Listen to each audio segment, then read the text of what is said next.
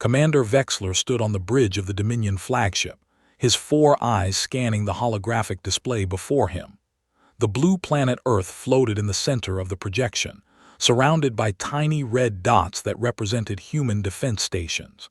He had conquered 17 worlds. He had broken the backs of 6 different species, but something about this assignment made his stomach twist in ways he did not like. His ship, the Devastator, was the largest vessel in the Dominion fleet. It carried enough firepower to crack a moon in half. Behind it, arranged in perfect formation, were 300 warships of various sizes. Troop transports, fighter carriers, supply vessels, medical ships, everything needed for a full planetary invasion. "Commander," said his second officer, a tall creature named Drellick, "the fleet is in position. We await your order to begin the invasion."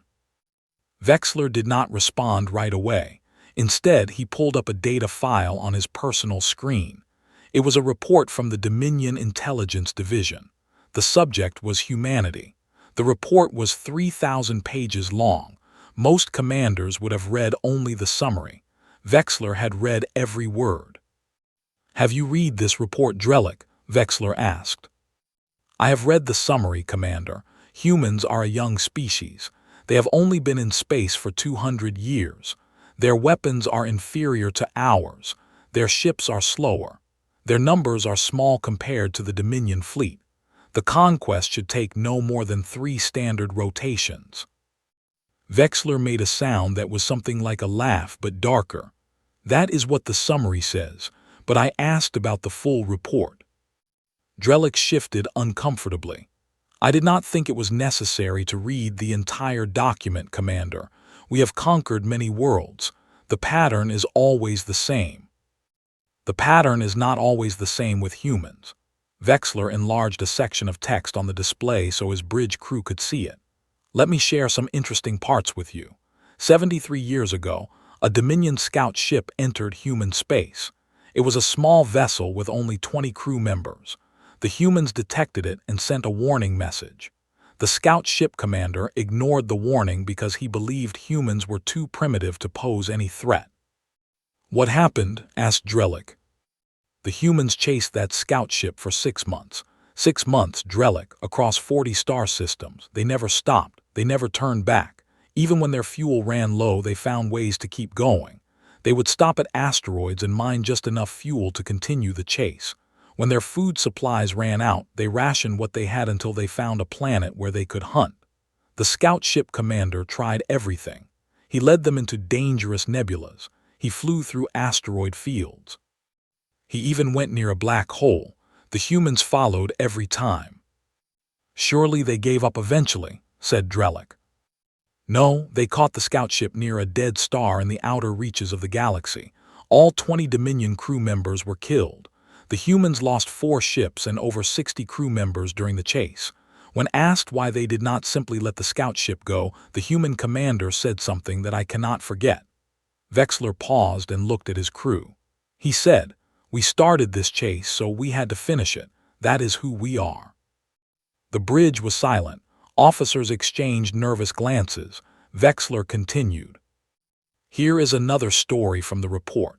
40 years ago, the Dominion conquered a human colony on a moon called Vega 7. The conquest was easy. We had superior numbers and better weapons. The humans surrendered within 1 day. But what happened next was not in any of our battle plans."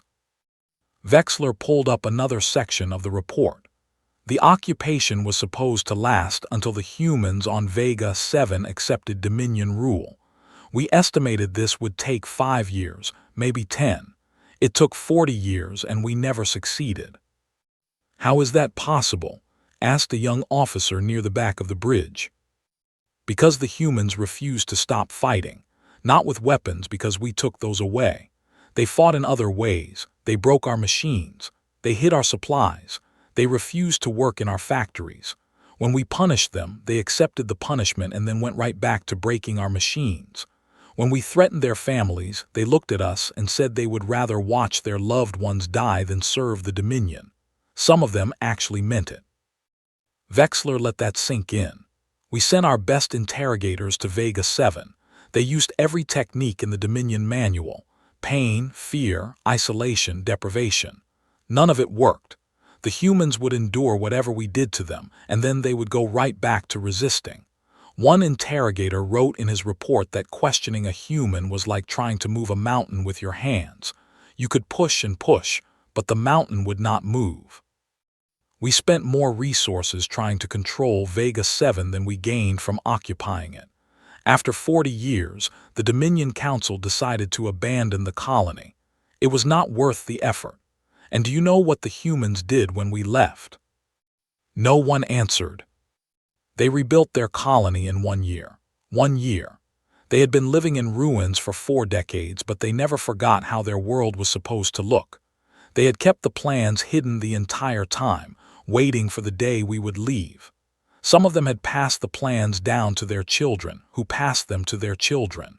3 generations of humans, keeping secrets, waiting, refusing to give up. Drelik's face had gone pale. "Commander, why are you telling us these stories? The invasion begins in 1 hour. "I am telling you because I need you to understand something." Vexler turned to face his entire crew. "Our weapons are better than human weapons. Our ships are faster. We have more soldiers and more resources.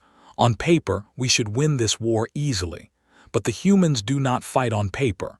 They fight in the real universe where strange things happen." He pointed at the holographic Earth.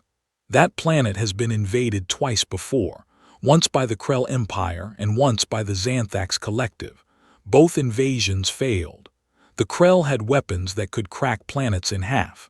The Xanthax had a fleet 3 times the size of ours. Neither of them could hold Earth for more than 5 years.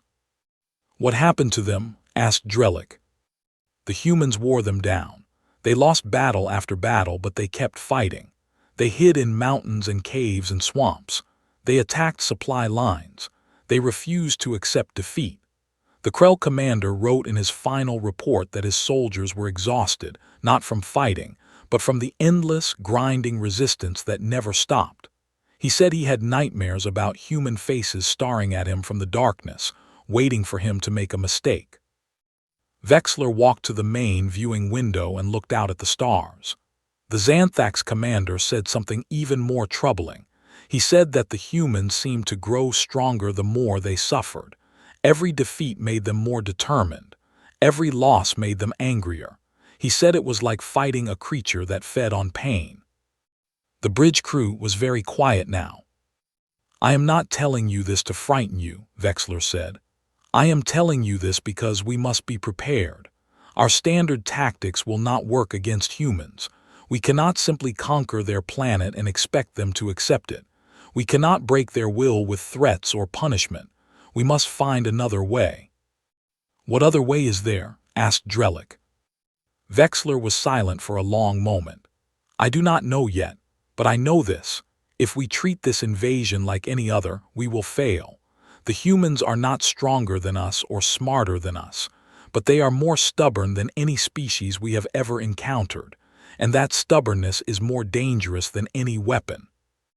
The countdown to the invasion continued. In 1 hour, the largest Dominion fleet ever assembled would descend on Earth. Commander Vexler had won every battle he had ever fought, but for the first time in his career, he was not certain of victory. The first wave of Dominion ships entered Earth's atmosphere just as the sun rose over the Atlantic Ocean. Commander Vexler watched from orbit as his landing craft descended toward the major cities. New York, London, Tokyo, Sydney, Mumbai, Cairo, Sao Paulo, all the centers of human civilization were targeted simultaneously. The initial resistance was what Vexler expected.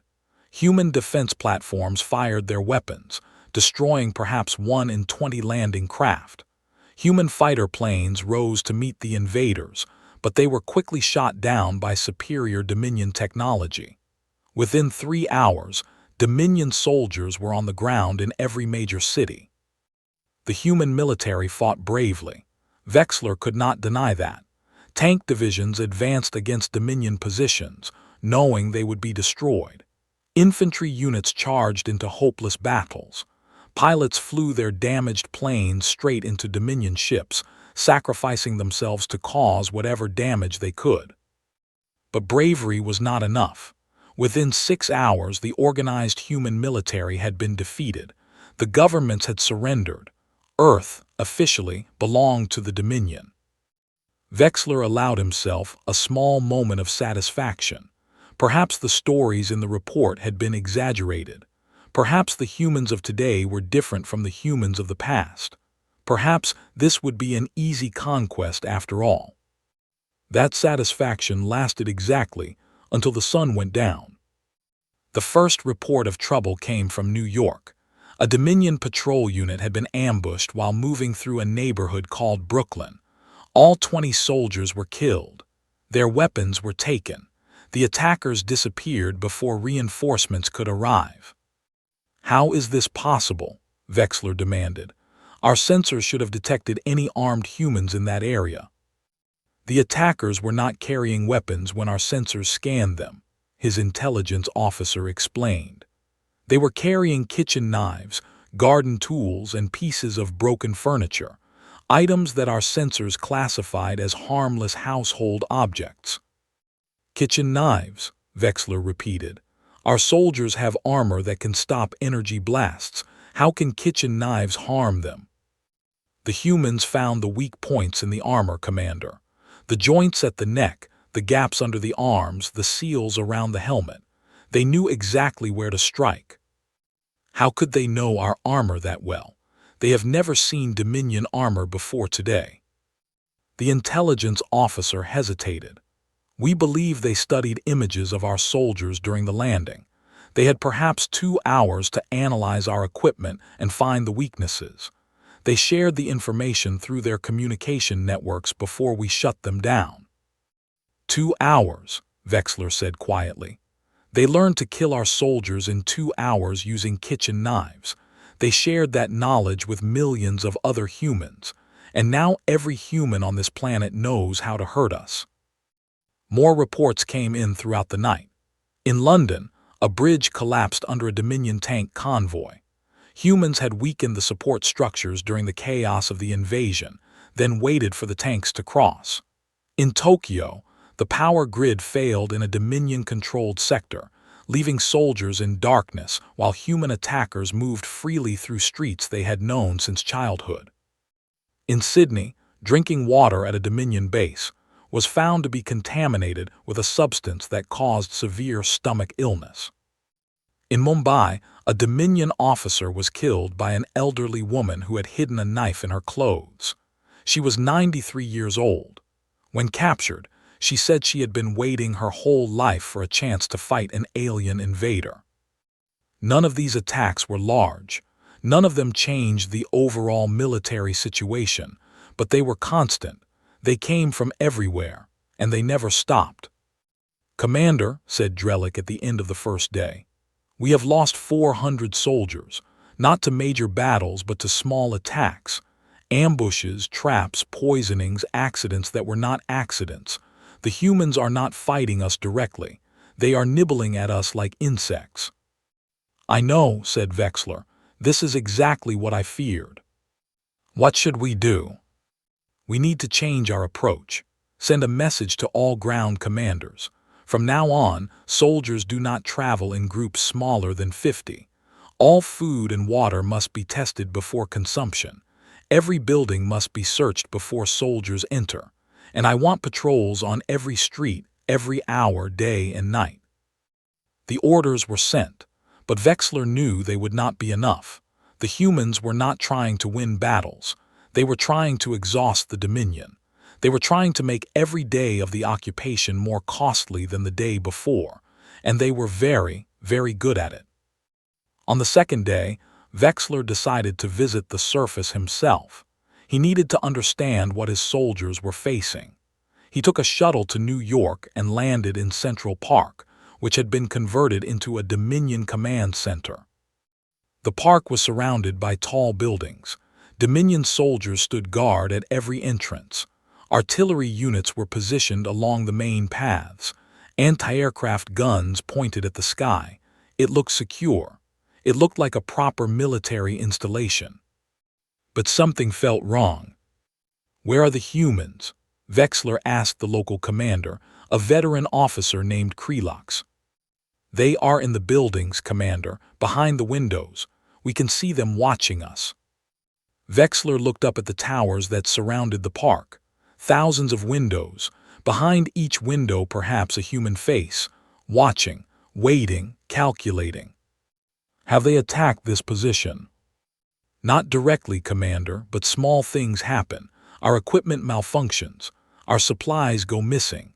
Yesterday, all of our communication devices stopped working for 3 hours. We still do not know why." 3 hours without communication. Why was this not reported to Fleet Command? Krelox looked uncomfortable. "We were afraid it would make us look weak, Commander. We are supposed to be in control of this sector." "You are not in control," Vexler said flatly. "None of us are. We are standing in the middle of a trap that has not yet been sprung. The humans are watching us, learning our routines, finding our weaknesses. When they are ready, they will strike." "What should we do?" Vexler had no answer. That was the worst part. That night Vexler could not sleep. He stood at the window of his temporary quarters looking out at the dark city. The humans had turned off their lights. The buildings were black against the stars, but Vexler knew they were not empty. Millions of humans were out there in the darkness, thinking, planning, waiting. He thought about what the Krell commander had written about human faces in the darkness. Now he understood what that meant. It was not the faces themselves that were frightening. It was the patience behind them, the refusal to give up, the absolute certainty that someday, somehow, the humans would win. On the third day, Vexler made a decision that would change everything. The meeting was held in a building that humans called the United Nations. It was a large structure near the East River, and it had been mostly undamaged during the invasion. Vexler chose it specifically because it was a place where humans had once gathered to solve problems through talking instead of fighting. He hoped they would be willing to talk now. The human delegation arrived at noon. There were 5 of them, led by a woman with gray hair and hard eyes. Her name was Elena Vasquez, and she had been the Secretary General of the United Nations before the invasion. Now, technically, she was a prisoner of war, but she did not act like one. She walked into the meeting room with her head held high. Her steps were steady. She looked at Vexler and his guards without any sign of fear. Behind her came 4 other humans, a military general, a scientist, a diplomat, and a young woman who served as translator. "Commander Vexler," Elena said, taking her seat at the conference table. "I am surprised you wanted to meet. Most invaders prefer to issue demands from orbit." "I am not most invaders," Vexler replied, "and I have learned that demands do not work well with your species." "No, they do not." Elena folded her hands on the table. "So what do you want to discuss?" Vexler studied the human woman. She was old by human standards, perhaps 70 years. Her hair was white, her face was lined with wrinkles, and her hands showed the spots of age. But there was nothing weak about her. Her back was straight. Her voice was steady. She looked at him without fear, without hatred, without anything except calm determination.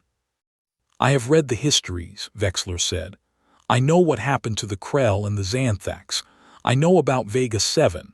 I know that humans would rather die than surrender." "Then you know more than many who have tried to conquer us." "I also know something else, something that my superiors in the Dominion Council do not understand." Vexler leaned forward. "I know that this war is not winnable, not for us, and not for you." Elena raised an eyebrow. "That is an interesting thing for an invading commander to say." "It is the truth. Look at the situation clearly. Yes, I have superior weapons and more soldiers. I can destroy your cities. I can kill millions of your people. I can turn this planet into a radioactive wasteland, but I cannot hold your planet. Every day of this occupation costs me soldiers and resources. Your resistance never stops. It only grows." "So far this is all correct," Alina said. But consider your situation as well. You cannot defeat my fleet. Even with your guerrilla tactics, you cannot force me to leave. You can make the occupation painful, but you cannot end it. We are trapped in a war that neither side can win. A war that could last for generations. A war that will kill millions of humans and thousands of Dominion soldiers. For what? Alina was quiet for a moment. Then she smiled. It was not a warm smile. Commander, I have been in politics for 40 years. I know when someone is trying to negotiate from weakness. You are not here because you want peace. You are here because you are afraid. Vexler felt a flash of anger, but he controlled it. Yes, I am afraid. I am afraid of what will happen if this war continues. Not just to my soldiers, but to your people as well. How many humans will die in the next year, the next decade, the next 40 years like on Vega 7? As many as necessary. That is exactly what frightens me.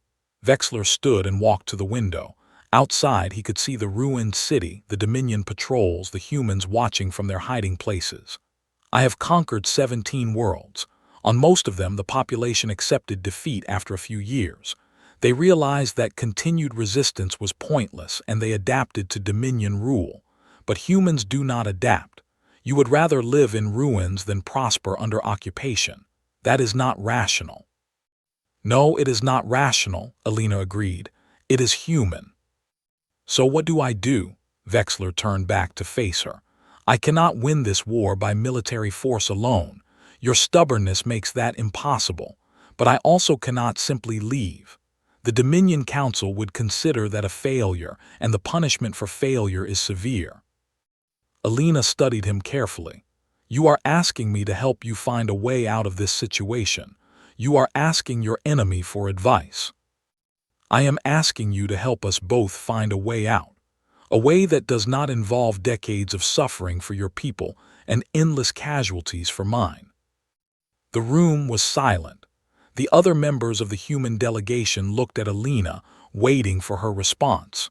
The translator whispered something to the diplomat. The general kept his hand near his side, as if he wished he had a weapon. Finally, Alina spoke. Commander, do you know why humans are so stubborn? I have theories. Your short lifespans make each generation impatient for change. Your history is full of conflicts that taught you to never give up. Your biology produces hormones that encourage defiance even when logic says surrender is the better option. Those are all true, but there is something deeper. Alina stood and walked to stand beside him at the window. Humans are stubborn because we believe we are worth fighting for. Our families, our homes, our way of life. These things matter to us more than comfort or safety. We would rather die free than live as servants. Even if freedom means suffering. Especially then, suffering that we choose is bearable. Suffering that is forced upon us is not. Do you understand the difference? Vexler considered this. So what you are saying is that humans will accept hardship as long as they feel they have control over their own lives. It is not the pain you hate. It is the helplessness. Yes, that is the key to understanding us. We can endure almost anything if we believe it is our choice, but we will fight to the death against anything that is forced upon us. Then perhaps there is a solution. Vexler turned to face the delegation directly. What if the Dominion did not rule Earth directly? What if instead we established a partnership? Earth would remain under human control, governed by your own people, following your own laws. In exchange, you would provide certain resources to the Dominion and agree not to attack our ships or colonies. The human delegation murmured among themselves. The general shook his head. The diplomat leaned forward with interest. The scientist looked skeptical. Alina held up a hand to silence them all. You are proposing an alliance, not an occupation, she said. I am proposing whatever will end this war in a way that both sides can accept. And what would the Dominion Council say about this proposal?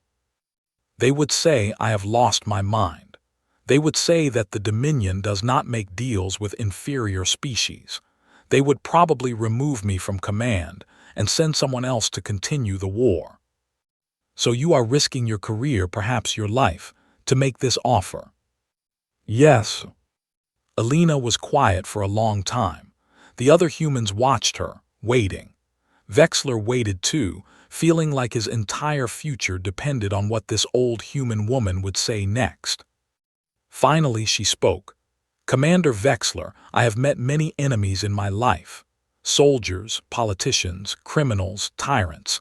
Most of them believed they were doing the right thing, even when they were causing great harm. But I have rarely met an enemy who was willing to admit that he was wrong. I am not admitting I was wrong. I am admitting that victory is impossible against a species as stubborn as yours. There is a difference. For the first time, Alina actually laughed. It was a short laugh, but it was real. Yes, there is. And that honesty is why I am willing to continue this conversation. The negotiations began that afternoon. They would be long. They would be difficult. But for the first time since the invasion began, there was hope for something other than endless war. 3 weeks passed. The fighting did not stop completely, but it slowed considerably. Word spread among the human resistance that talks were happening. Not surrender talks, partnership talks. The details were unclear, but the mere existence of negotiations changed the atmosphere of the war. Some humans continued to fight. They did not trust the Dominion. They believed the negotiations were a trick. They attacked Dominion patrols and sabotaged Dominion equipment just as they had before. But others began to wait. They wanted to see what would happen. They wanted to know if peace was possible. Commander Vexler found himself doing something he had never done before, learning about another species not as targets for conquest, but as potential partners. He read human history, starting with their ancient civilizations and moving forward to the present day. He read human literature stories about heroes and villains, love and loss, triumph and tragedy. He read human philosophy arguments about the meaning of life, the nature of justice, the rights of individuals. He watched human movies and listened to human music. He tried human food, which was strange but not unpleasant. He talked to human prisoners, asking them about their lives, their families, their hopes for the future. The more he learned, the more he respected them. One evening, he was studying a human document called the Declaration of Independence. It was a statement made by humans hundreds of years ago, when they rebelled against rulers they considered unjust. The words were simple, but they carried tremendous weight. We hold these truths to be self-evident, Vexler read aloud, that all men are created equal, that they are endowed by their Creator with certain unalienable rights, that among these are life, liberty, and the pursuit of happiness. He read the passage 3 times, then he called for Alina Vasquez. She arrived an hour later, escorted by Dominion guards who had learned to treat her with grudging respect. She looked tired. The negotiations were exhausting for everyone, but her eyes were still sharp. "You wanted to see me, Commander." "I have been reading your history." Vexler held up the document. "This Declaration of Independence. Your people wrote this almost 500 years ago." "Closer to 550, but yes. It says that all humans have the right to life, liberty, and the pursuit of happiness, that these rights cannot be taken away. They are part of what it means to be human." "That is correct. But when your people wrote this, they did not actually believe it. Your nation still practiced slavery. Women could not vote. Many people were denied the rights that this document claimed were universal. The writers themselves owned slaves." Alina nodded slowly. "You are correct. Our founders were hypocrites. They wrote beautiful words that they did not fully live up to. Their actions contradicted their ideals. So why do you still honor this document? Why is it not considered a lie? Why do humans treat it as sacred when it was written by people who did not follow their own principles?" Alina thought for a moment before answering. Because the words were true, even if the writers were flawed. The ideal was real, even if the practice fell short. Every generation of humans since then has worked to close the gap between what we say we believe and how we actually behave. We have abolished slavery. We have given women the right to vote. We have expanded the definition of who counts as a person with rights. We have not succeeded completely, but we have made progress. You believe in improvement through struggle. You believe that it is worth fighting for ideals even when you cannot achieve them perfectly. Yes, that is very human. We do not expect perfection. We expect effort. We expect people to keep trying even when they fail. That is why we never give up. Because we believe that improvement is always possible, that tomorrow can be better than today, that the struggle itself has meaning. Vexler set down the document. This is why I cannot conquer your planet. Not because you are strong, but because you believe you are meant to be free. Even when you are in chains, you believe the chains are temporary. You never stop fighting to remove them because you truly believe they can be removed. No, we do not stop. We cannot stop. It is who we are. The Dominion is different. We believe in order, stability, hierarchy. The strong rule the weak because that is the natural way of things. That is how the universe works. Struggle is pointless. The hierarchy is eternal. But humans do not accept that. No, you believe that strength comes with responsibility. The strong should protect the weak, not exploit them. You believe that hierarchies can be changed, that power can be shared, that everyone deserves a voice. Vexler was quiet for a long moment. Then he said something that surprised both of them. I think your way might be better. Alina stared at him. Commander, are you saying what I think you are saying? I am saying that I have spent 3 weeks learning about humans, and I have begun to question everything I was taught about the universe. The Dominion believes that conflict is natural, that conquest is inevitable, that the only choice is to dominate or be dominated. But humans prove that there is another way. You could have destroyed yourselves many times in your history. You had weapons that could end your civilization. But instead of using them, you found ways to cooperate. You built institutions that limited the power of the strong. You created rights that protected the weak. You are still imperfect, but you are trying to be better. And the Dominion is not trying. The Dominion does not believe improvement is necessary. We believe we have already achieved the optimal society. Change is dangerous. Questions are disloyal. Obedience is the highest virtue. But looking at Earth, looking at humans, I am not so sure anymore. Alina was silent for a long time. When she spoke, her voice was careful, measured. Commander, this conversation has moved beyond the negotiations. You are talking about questioning the foundation of your entire civilization. I know. That kind of thinking could get you killed. If the Dominion Council believes you have become sympathetic to human ideas, they will not simply remove you from command. They will make an example of you. I know that too. So why are you telling me this? Vexler looked out the window at the city that refused to surrender. Because I need you to understand something. The deal I am offering is not just a military compromise. It is a chance for the Dominion to learn from humanity. If this partnership works, if Earth and the Dominion can coexist peacefully, it might prove that there is another way of living. That conquest is not the only option. That different species can cooperate instead of competing. You want Earth to change the Dominion from the inside. I want Earth to show the Dominion that change is possible. That stubbornness is not always a weakness to be crushed. Sometimes it is a strength to be admired. Alina considered this for a long moment. Then she extended her hand, a human gesture of agreement Vexler had learned. Commander, you may be the strangest invader in human history, but I believe you are sincere, and I believe you might be right about what is possible.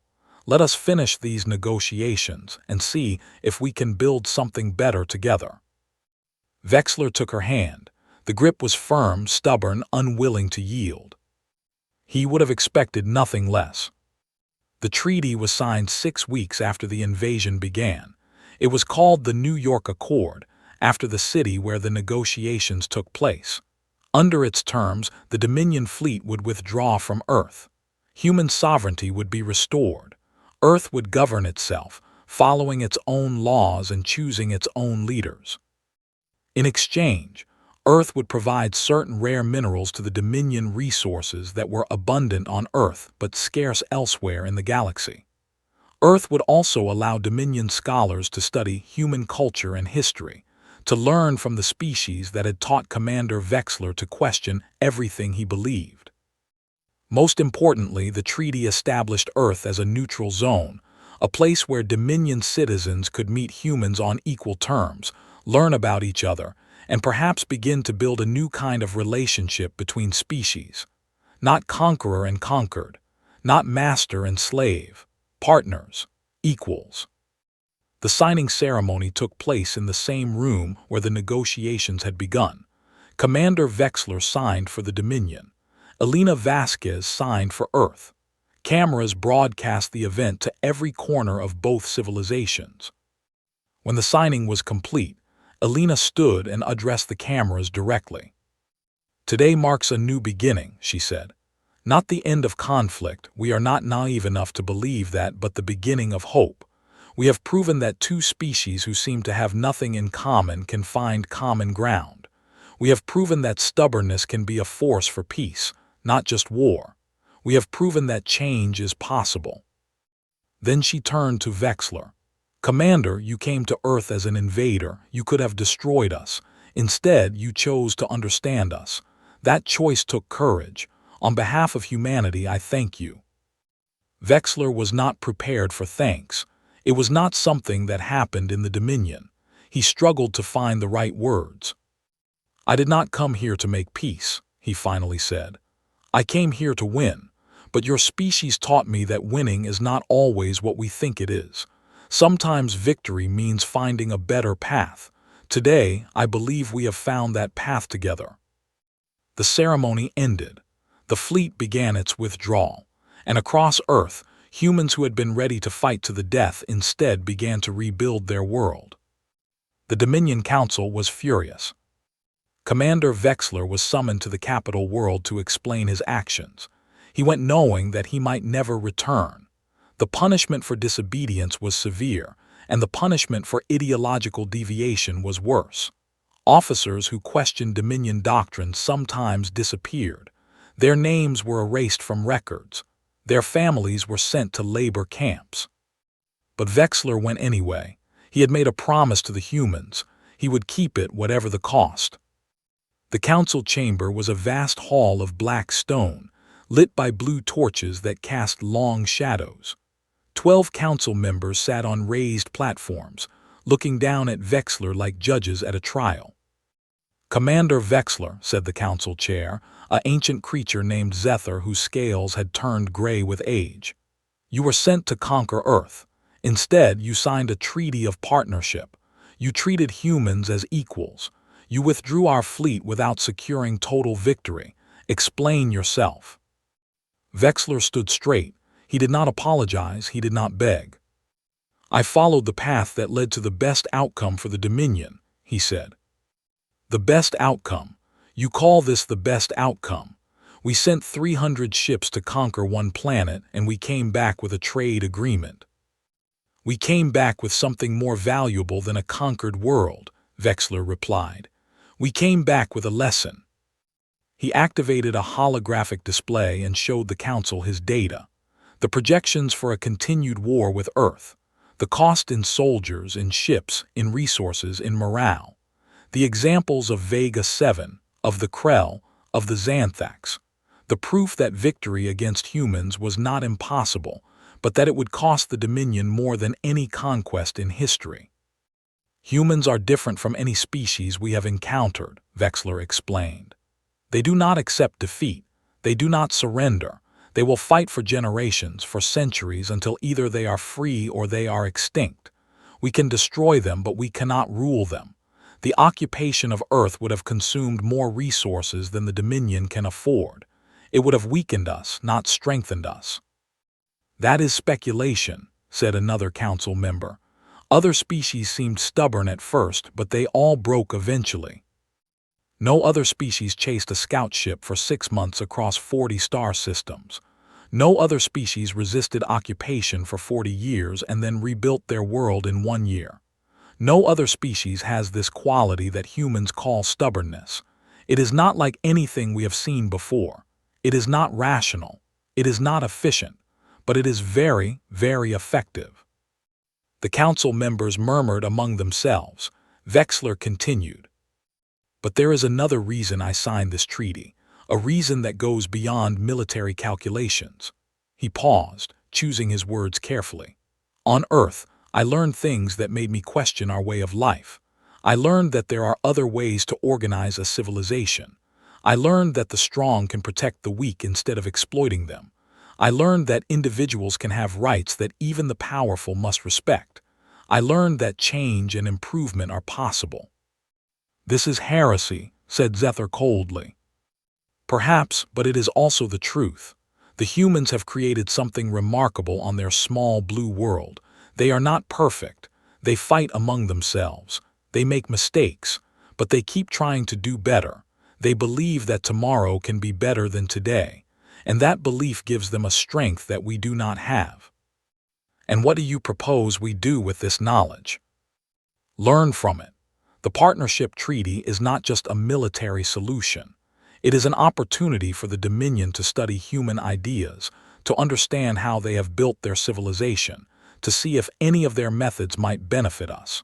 We do not have to adopt everything they believe, but we should at least consider the possibility that we do not have all the answers.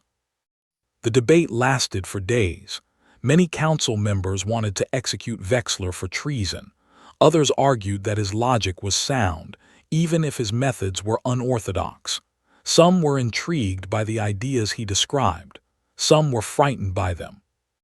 In the end, a narrow majority voted to accept the New York Accord. The treaty would stand. Earth would remain free.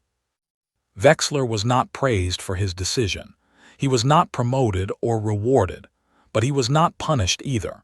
He was simply sent back to his fleet with orders to enforce the treaty and maintain the peace. That was enough.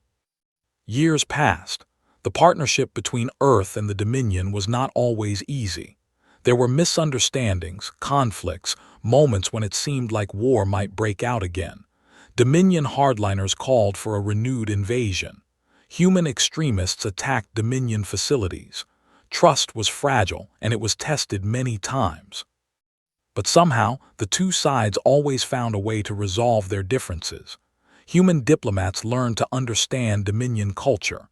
Dominion scholars came to appreciate human art and music. Trade flourished. Ideas flowed between the two civilizations. Human stubbornness, it turned out, was good for more than just resistance. Humans were stubborn about keeping promises too. When they made a deal, they stuck to it, even when it was difficult. This reliability gradually earned them the respect of Dominion leaders who had never respected anyone before. And slowly, quietly, things began to change in the Dominion itself. Dominion scholars who studied on Earth returned home with strange new ideas. Ideas about rights and freedom and the value of every individual life. Ideas about questioning authority and demanding better from leaders. Ideas about improvement and progress and hope. At first, these ideas were dismissed as human nonsense, dangerous foreign influences, threats to the Dominion way of life. But the ideas kept spreading, carried by travelers and traders and soldiers who had seen something on Earth that they could not forget. They had seen a species that refused to give up, that believed in itself, that fought for what it believed was right. And they began to wonder if the Dominion could be like that too. 20 years after the invasion, the Dominion Council passed its first law limiting the power of military commanders. It was a small change, but it was a beginning. For the first time, there were rules that even the powerful had to follow. 50 years later, the Dominion abolished slavery in all its territories. The measure was proposed by a young politician who had spent her childhood on Earth and had never forgotten the lessons she learned there. She quoted the Declaration of Independence in her speech.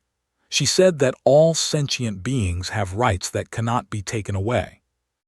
100 years after the invasion, the Dominion was almost unrecognizable from what it had been. It was still powerful, still ordered, still hierarchical in many ways.